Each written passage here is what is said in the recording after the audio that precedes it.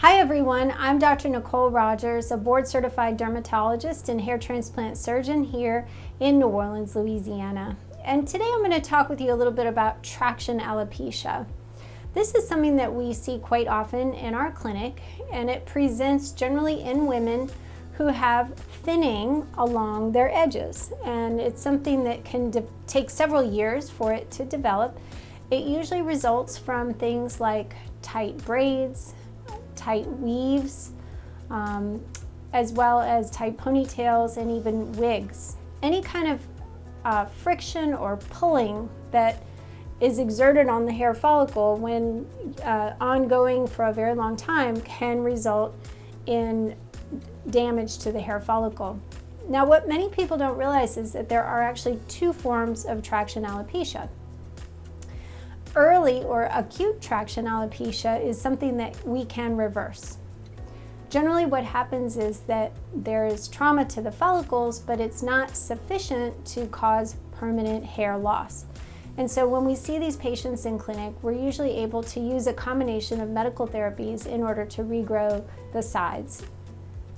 This is an example of one of our patients who had success just using a combination of things like topical and oral minoxidil, which is the active ingredient in Rogaine, also topical corticosteroids, and sometimes intralesional or injected corticosteroids can also be helpful.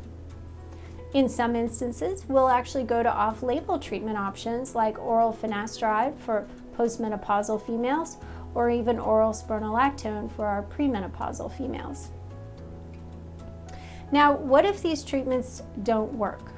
Well, we usually try to give at least 3 to 6 or more months in order to see if medical therapy will be helpful.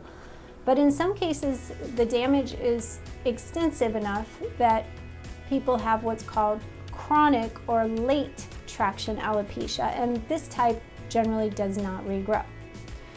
In these situations, we generally have to move on to more invasive treatment options, such as platelet-rich plasma, where we draw the blood, we spin it down, we extract off that golden platelet-rich portion, and then we inject it back into the hair follicles. And sometimes this can be helpful, or hair transplant surgery. Now, the majority of patients who end up doing the hair surgery find that this is a very permanent and very dramatic way to fill in the areas where they have the hair loss. And it's something that we do here in our clinic. We do it under local anesthesia, and we give a light sedative, so our patients are awake but relaxed when we do the procedure.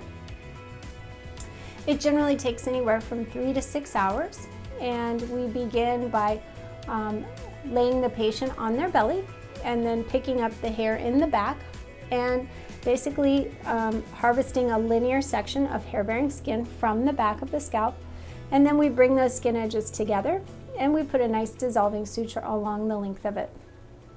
Then we have a team to separate that strip into individual follicular units under microscopes. And so while they're doing that, I'm numbing the areas to be transplanted, and I'm creating hundreds and hundreds of little tiny incisions in and among the existing hairs. And as soon as those grafts are ready, we use specialized forceps just to slip those grafts into place. And the body's natural clotting factors will act as a glue to hold those grafts in there. When patients are all finished, we apply a gentle bandage as well as a light bandana just to hold the bandage in place. And we encourage patients to go home, have a nice dinner, take a little pain medicine, and just relax as much as possible.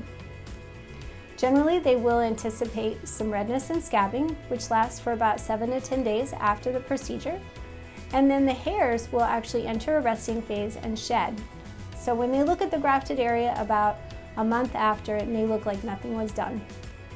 Then, usually around the 4th month is when the hairs start to enter back into the growth phase, and usually between 8 and 12 months, patients can appreciate their full final results.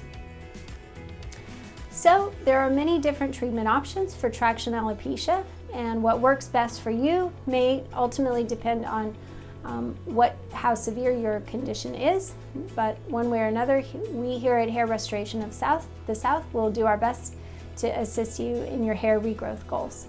Thanks for watching.